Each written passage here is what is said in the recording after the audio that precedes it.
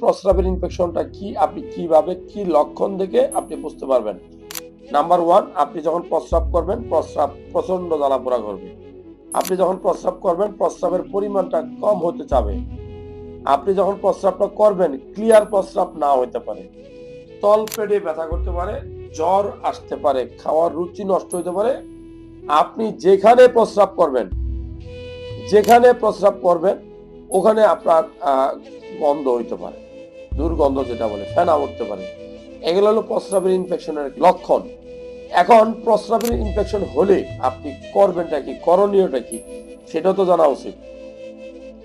আমি বলবো, আপনার যদি প্রস্রাবে ফেনা ওঠে, প্রস্রাব করার সময় জ্বালাপোড়া করে, প্রস্রাব করার সময় তলপেটে ব্যথা করে, আপনার শরীরে জ্বর আসে, হ্যাঁ, খাওয়ার রুচি নষ্ট হয়, প্রস্রাবের পরিমাণ কমে যায়, প্রস্রাবের কালার চেঞ্জ হয়, এগুলা যেরকম প্রস্রাবের ইনফেকশনের লক্ষণ।